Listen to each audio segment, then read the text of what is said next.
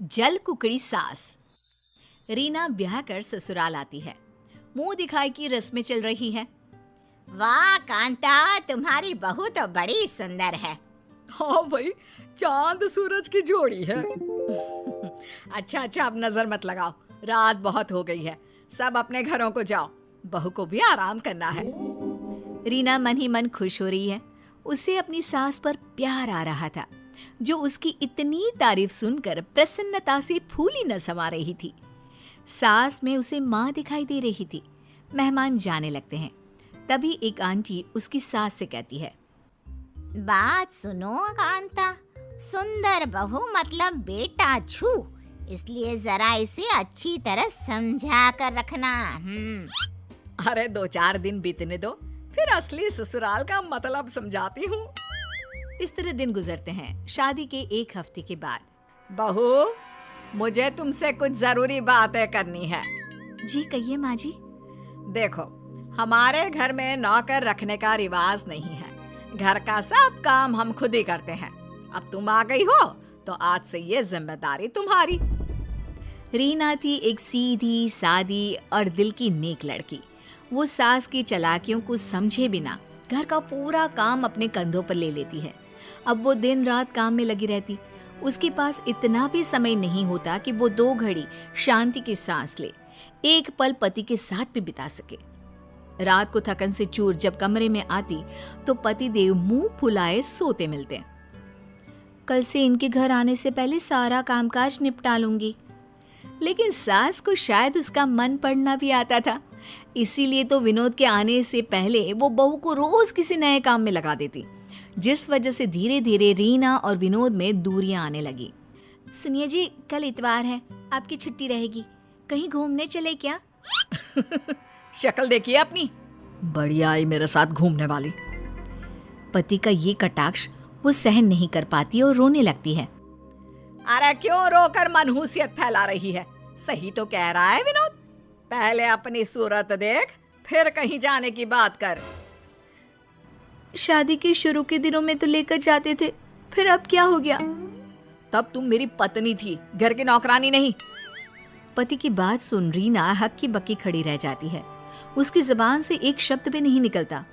वो तो अपने कम अकल पति को ये भी नहीं बता पाती कि इस घर को अपना मानकर सबके दिल में जगह बनाने के लिए वो अपनी हड्डियां घिस रही हैं। पति और सास की बातें उसे दुख तो पहुंचाती है, लेकिन वो रोकर खुद को कमजोर नहीं दिखाना चाहती, इसलिए एक नई सोच के साथ अपने मन को मजबूत कर लेती है। अगली सुबह, अरे बहू, उठना नहीं है क्या आज?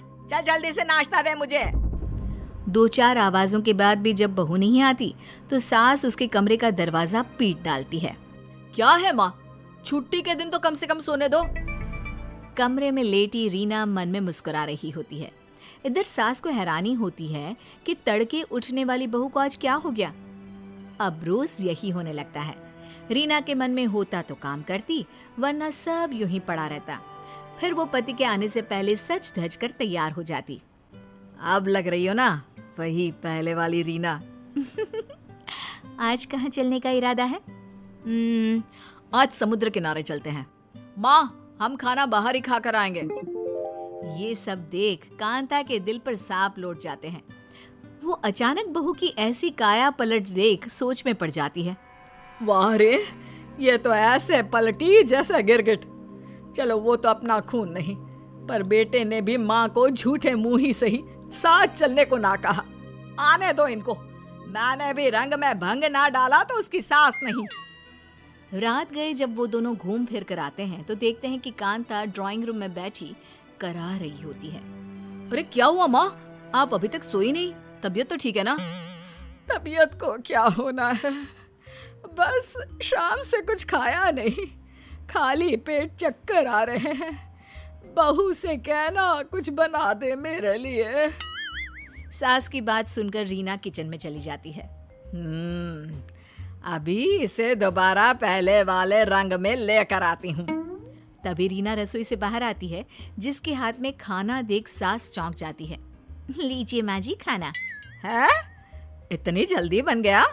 बनाया नहीं, होटल से लाई हूँ। मुझे पता था आपने कुछ पकाया नहीं होगा।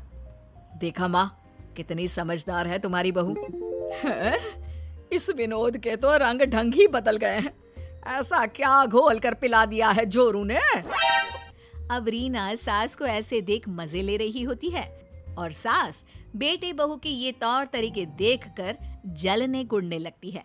बहू जिसे बेटे के दिल से उतारने के लिए काम की भट्टी में झोंका था, जिसे मेरा बेटा कभी नौकरानी से ज्यादा कुछ ना समझता था, आज वही बहू उसके दिल पर राज कर रही है। जी चाह रहा है इसे अभी धक्के मारकर घर से निकाल दूं। क्या सोच रही हो माँ? है? कुछ नहीं बेटा, कुछ नहीं। मैं बताऊं माँ जी आप क्या सोच रही हैं? अच्छा जी, तुम्हें ये भी पता है? बताओ बताओ। माँ जी का जी कर रहा है कि वो मुझे इस घर से निकाल दे। क्यों माँ जी, मैंने ठीक कहा ना? अरे माँ भला ऐसा क्यों सोचेंगी? क्योंकि माँ जी को इस बात से इनसिक्योरिटी है कि घर में इतनी सुंदर बहू आ गई और कहीं इस वजह से उनका बेटा उन्हें भूलकर सिर्फ पत्नी के पल्लू से ना बन जाए। रीना की बात सुनकर कांता चौंक जाती है। वो समझ जाती है कि रीना को उसके इरादों की खबर हो चुकी है, लेकिन कहीं ना कहीं कांता के मन पर भी इस बात का बोझ था।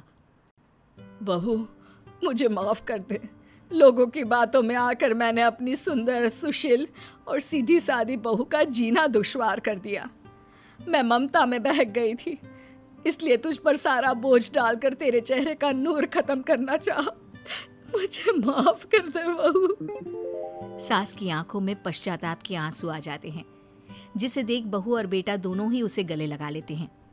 रोइए मत माँ जी और माफी भी मत मांगिए, गलती किसी की नहीं है। लेकिन बहू तुझे ये सब कैसे पता चला? मैंने छिपकर आपकी और पड़ोसन आंटी की बातें सुन ली थी। वैसे माँ, सुंदर बहू लाने का अरमान भी तो आपको ही था ना? अरे तो क्यों ना लाती? घर में कोई तो मुझे टक्कर देने वाला होना चाहिए ना। तुझसे तो उसकी उम्मीद नहीं कर सकती। अच्छा, अब सास बहू एक होकर मुझे फंसा रही हो? इस बात पर सब हंसने लगते हैं, जिसके बाद रीना सबके लिए चाय लेकर आती है और अच्छे माहौल में हंसी मजाक के साथ चाय की चुस्कियों के बीच गुजरे दिनों की बात करने लगते हैं। जैसे मैंने बिना सोचे समझे बस बहू को विलन समझ लिया। अगर कोई दूसरी होती तो शायद मेरे बेटे को मुझसे कहीं दूर ले जाती।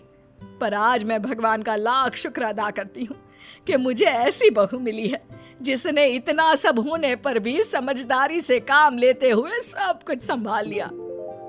और आपको भी समझदार बना दिया है ना माँ? लेकिन अब सब ठीक हो गया है और अब हम हमेशा साथ रहेंगे।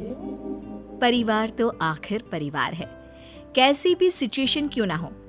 अगर हम गुस्से और जल्दबाजी में फैसले करने की जगह शांत रहकर समझदारी से काम लें तो सब कुछ मुमकिन हो सकता है।